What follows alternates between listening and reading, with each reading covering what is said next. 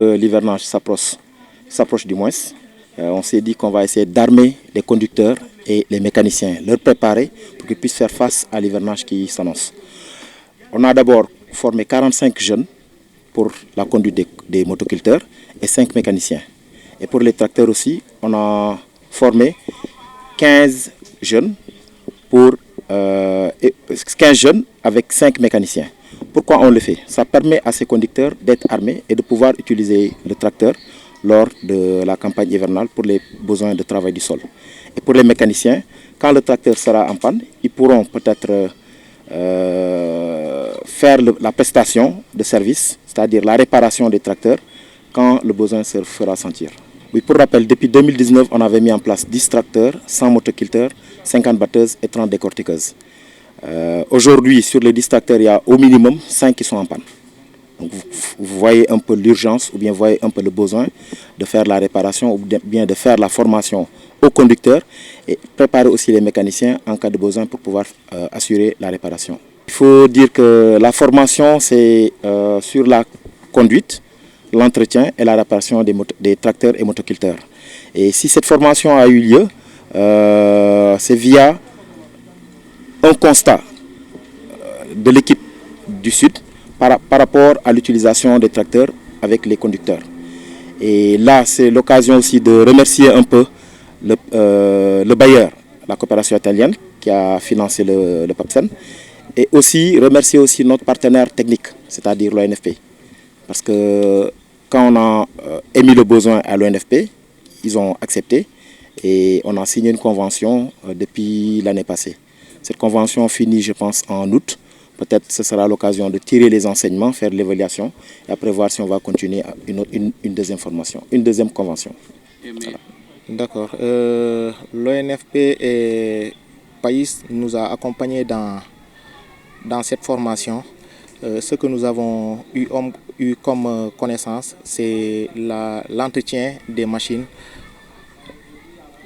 Quoique la conduite,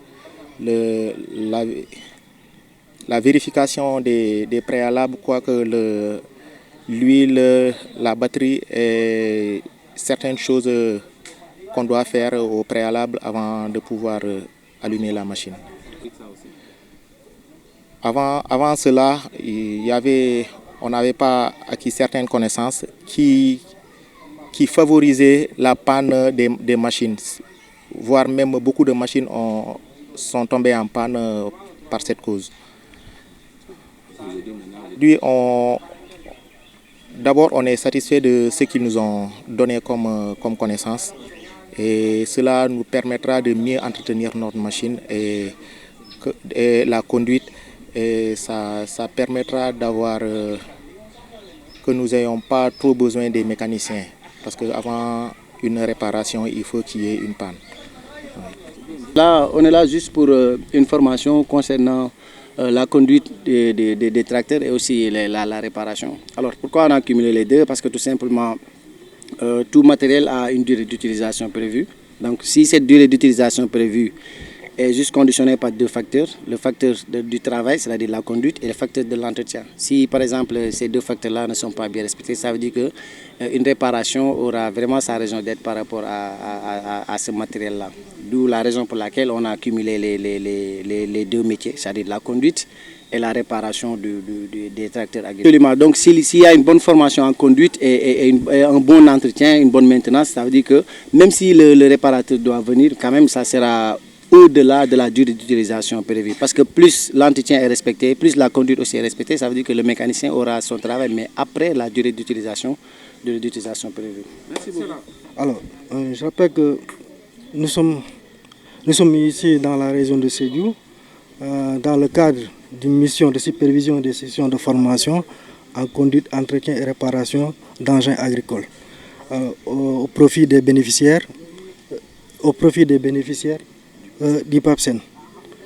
Alors, l'objectif de ces sessions de formation est de contribuer au développement agricole par l'optimisation des ressources à travers des formations qualifiantes au profit pour le compte des bénéficiaires de matériel agricole du pays, du projet PAIS. Vous savez, l'ONFP, l'Office national de formation professionnelle, est un outil qui accompagne non seulement les organismes de l'État, et également pour les organisations non gouvernementales. Alors, si un partenaire comme le PAPSEN, sollicite les services de l'ONFP, il est tout à fait naturel que nous-mêmes, à qui nous avons l'expertise qu'il faut, que nous puissions les accompagner. Alors c'est en ce sens que eux, dès qu'ils ont connu l'ONFP, ils ont sollicité les services de l'ONFP. Et nous avons, nous-mêmes au sein de l'Office, fait le travail nécessaire. Et nous savons que nous avons l'expertise qu'il faut, et l'expérience et l'expertise qu'il faut. Et nous sommes là pour accompagner des initiatives pareilles. Et je suis tout à fait heureux de constater depuis la signature de la convention de partenariat du 3 août 2023 qu'il y a une parfaite collaboration entre nos deux structures. Et c'est l'occasion aussi de magnifier surtout les responsables qui sont ici au niveau déconcentré et qui font un travail extraordinaire, un travail vraiment remarquable. Parce que vous savez, les responsables qui sont ici au niveau de la région de Sédhiou et aussi bien le chef d'antenne qui est à Kolda sont en train d'harmoniser ensemble pour que les sessions de formation puissent se passer dans d'excellentes conditions, et qu'on organise aussi les formations dans les meilleurs délais et dans les meilleures dispositions possibles. En tout cas, c'est une belle expérience et je pense que aussi que c'est des formations qui viennent à son heure. Vous savez, comme le coordinateur l'a rappelé, ils ont des matériels qu'ils ont mis à la disposition des bénéficiaires, des matériels agricoles.